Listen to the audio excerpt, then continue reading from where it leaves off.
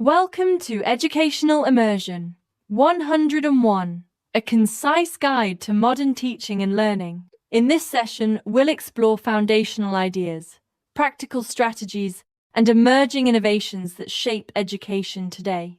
Whether you're an educator, designer, or curious learner, this course will connect theory to practice and highlight approaches that improve learning outcomes and engagement.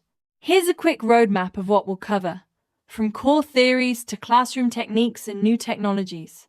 We'll start with the basics of education, examine learning theories, move into curriculum design and assessment, and finish by looking at technology integration and innovations like project-based and personalized learning. Think of this as a guided tour through key concepts and practical tools. Let's begin with an introduction to education and why it matters. This section sets the context by defining education's role in personal growth, social cohesion, and economic opportunity. I'll also highlight different forms of learning and how systems vary globally, so you get a clear foundation before we dive into specific theories and classroom practices. This slide outlines why education is vital, from personal growth to economic empowerment, social cohesion, and health outcomes. Education builds critical thinking and creativity, strengthens workforce skills that drive innovation, and supports healthier, more equitable societies. Keep these 4 benefits in mind as we explore practical strategies that turn those broad outcomes into classroom realities. Here we look at different types of learning: formal, informal, non-formal, and hybrid approaches. Formal settings offer structured curricula and credentials, while informal learning happens through daily experiences. Non-formal opportunities like workshops support lifelong learning, and hybrid models blend methods to increase access and flexibility. Each type serves different needs and can complement the others in practice. Taking a global perspective, educational systems reflect diverse cultural and policy choices while facing shared challenges like access disparity. Technology is reshaping how education is delivered, and international initiatives aim to improve equity and quality. Understanding these global trends helps us appreciate why local solutions must be culturally responsive and supported by thoughtful policy and investment.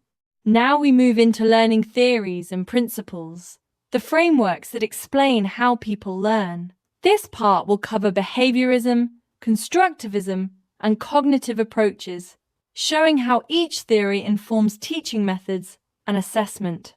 With these foundations, you'll be better equipped to design lessons that match learning goals and student needs. Behaviorism focuses on observable actions and the stimulus-response patterns that shape them. In practice, teachers use repetition, reinforcement, and conditioning to encourage desired behaviors and skills.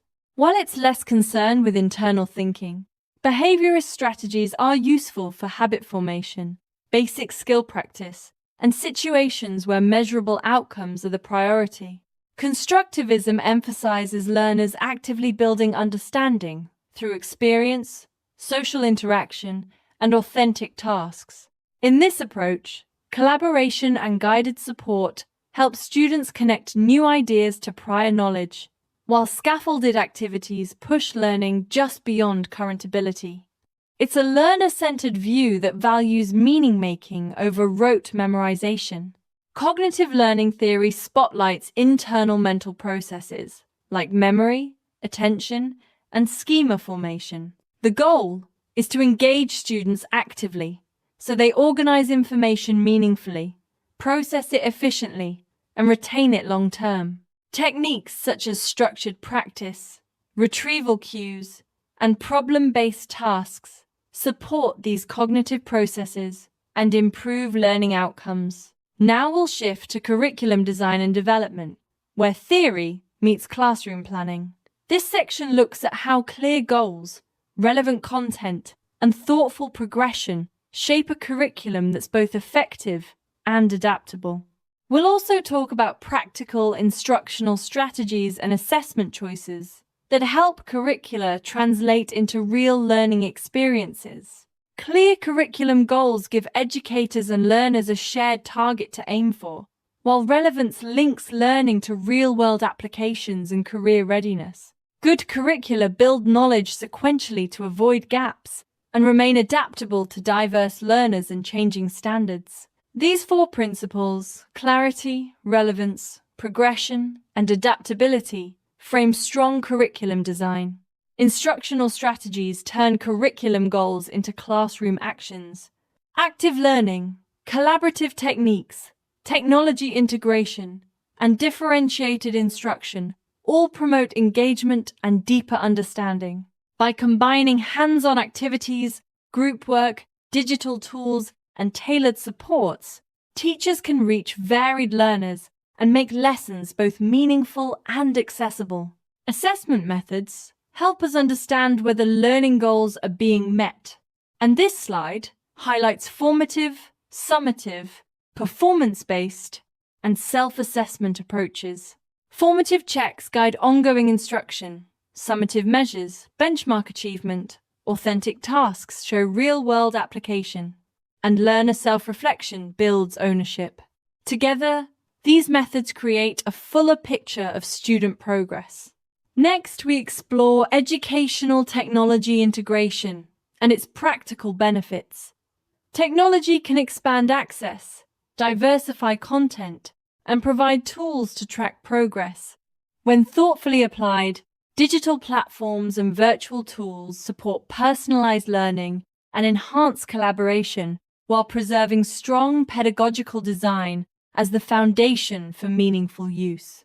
E-learning platforms increase accessibility by removing geographic and time barriers and offering varied content like videos, quizzes, and readings. They also support progress tracking through analytics, enabling educators to personalize learning paths.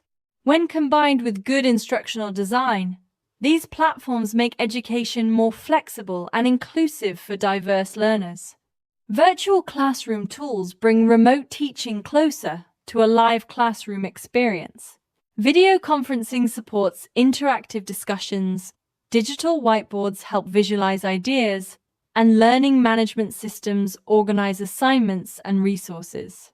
Even if the image shows a meeting, the key point is how these tools enable collaboration, engagement, and efficient course management in online or blended settings. Gamification can boost engagement by introducing game-like elements such as points, leaderboards, and milestones.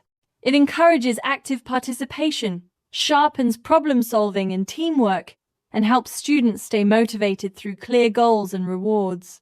When aligned with learning objectives, gamified elements make practice enjoyable and reinforce skill development. Now we'll focus on assessment and evaluation more deeply, looking at how different approaches inform teaching and learning. Effective evaluation strategies combine ongoing checks, high-stakes benchmarks, and feedback loops that support improvement. The goal is to use assessment not just to grade students, but to guide instruction and foster deeper learning. Formative assessments are ongoing, low-stakes checks that promote active engagement and continuous monitoring. Techniques like quick quizzes, polls, and peer discussions reveal understanding in real time and allow teachers to adapt instruction. The results help tailor lessons to student needs and support a cycle of improvement rather than a one-time judgment. Summative assessments evaluate learning outcomes at the end of a unit through comprehensive tests or projects. These measures are often aligned to standards and can have significant consequences for grades or progression. While important for accountability, summative assessments are most useful when combined with formative practices that prepare students and inform future teaching. Feedback and improvement strategies are essential for learning growth. Constructive, actionable feedback helps students identify strengths and areas to improve, while involving learners in self-assessment builds responsibility. Iterative feedback loops and multiple feedback modes, oral, written, or digital support, continuous development, and accommodate varied learning preferences. Now we turn to innovations in education, where new models rethink how people learn and what schools can offer. This part highlights project-based learning, STEAM approaches, and personalized techniques that promote creativity, collaboration, and adaptability. Innovations aim to make learning more relevant, experiential, and aligned with tomorrow's opportunities. Project-based learning centers on real-world application, inquiry, and collaboration to develop practical skills and critical thinking. Students take ownership by asking questions, exploring solutions, and working across disciplines. This approach helps learners connect classroom concepts to authentic problems, building transferable skills and deeper understanding. STEAM integrates science, technology, engineering, arts, and math to encourage design thinking and holistic problem solving. By combining creative and technical disciplines, STEAM projects spark innovation, prepare students for high-demand careers, and use interactive tools like robotics or digital media to create immersive learning experiences that engage diverse learners. Personalized learning techniques use adaptive technologies, goal setting, flexible methods, and continuous feedback to meet individual learner needs. AI-driven platforms can tailor pacing and content, while varied resources and real-time feedback support different learning styles. The focus is on empowering students to set goals, monitor progress, and learn in ways that suit them best. That brings us to the end of the presentation. Thanks for joining this overview of educational principles, curriculum design, technology integration, assessment, and innovation. I hope these ideas spark practical changes you can try in your own context and encourage ongoing reflection on how education can be more effective, inclusive, and future-ready.